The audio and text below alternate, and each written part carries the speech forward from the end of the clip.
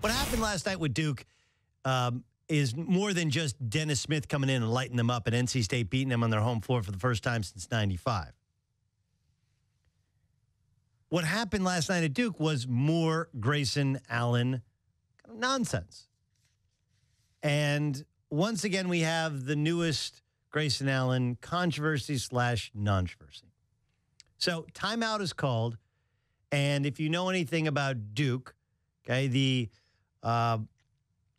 confines are, it's a very tight feel. The broadcasters are actually up in a catwalk. They're not courtside. Jay Billis, who is a Dookie, calling the games, he said it was nothing. I didn't think it was nothing, but I also not sure it was something. It was somewhere in between nothing and something. What would a word be? What would a conjunction be between nothing and something? I don't know. Anyway, Grayson Allen's walking over to his bench, and instead of simply walking around the NC State huddle, he walks through. Now, he was kind of minding his own affair, gets tangled up with an NC State player, and then does the get off me thing and walks over to his bench. Is it the end of the world? It is not. Is it tripping another guy? It is not. Do you suspend him? You do not. But it's like, dude, how do you not get punked? Because, look, NC State, anybody else is going to try and punk him, going to try and get in his head, going to try and jaw at him, throw a bow to him. Because it's not any different than Odell Beckham Jr., right? Once you get a rep that becomes established that we can get to you, once we establish that, we're going to try and get to you. Right?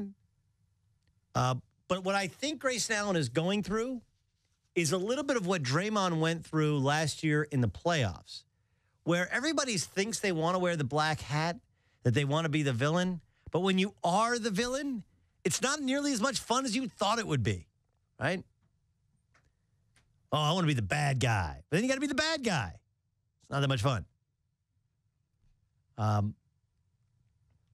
And Duke is kind of lacking, and this is lacking their grit, toughness, whatever.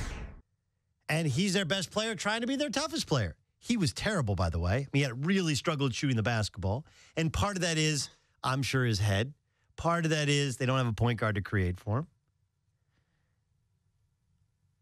And part of that is he just had a bad night. So Seth Greenberg, who is former Virginia Tech head coach, took to Twitter and went all hot take. This is first team all hot take. I don't know what second and third team looks like, but this one's first team all hot take. You ready for it? Here's Seth Greenberg. I seriously feel it is not in Allen's best interest to play the remainder of the season. He's surely not himself and seems distracted. Whoa, what do we do with that hot take? Ah, scorching. So you want me to sit Grayson Allen the rest of the season because he's distracted? Interesting. By the way, most college basketball players perform while distracted. They're thinking about the NBA or how they fit on the big boards for NBADraft.net or CBSSports.com or ESPN.com. They're making sure when they left tickets for two different girls at one's in each side of the gym, can't sit them next to each other. They're thinking, hey, don't I know that other, did I play against this other dude in AAU that one time? Man, I should transfer. Damn, I'm hungry. I got that science paper to turn in, but I'm at Duke right now, so I might be able to get away with it. Everybody knows I'm playing a game, so I don't have to study for tomorrow. I haven't touched the ball the last 5 possessions. When am I going to get a shot? He better not take me out like he always takes me out. What is it? What smells? Is that me that smells? Is that my jersey that smells? Is that my breath that smells? Something smells. I like these shoes, but I don't love these shoes. Maybe I should get a new pair of shoes. Oh, and yeah, I should probably not get punked when I walk by somebody else's huddle. Seth Greenberg is not wrong. Grayson Allen is, in fact, distracted. Welcome to Society 2017. Everybody's distracted. Walk into a locker room and all you see is the top of dudes' heads. Meanwhile, Jeff Capel is trying to coach for his next job, which, look, I'm in full support. I was in full support heading into this opportunity of I like the fact that Capel succeeded and then failed at Oklahoma. They were the number one team in the country. Blake Griffin gets a concussion. They lose to North Carolina, far and away the best team in the Sweet 16. And then he takes too many knuckleheads and can't control them at Oklahoma, and the bottom falls out. He loses his job.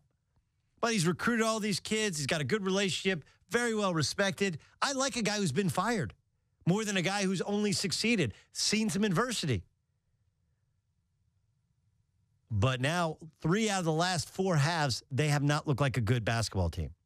They are not trending the way of a team that's going to be dangerous in March, and they have a wealth of talent.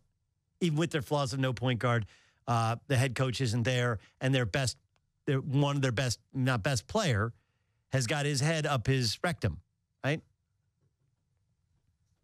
But the idea that when you hit adversity and you're distracted, you shut a kid down for the whole year because he walked through a huddle he probably shouldn't have walked through, like, come on.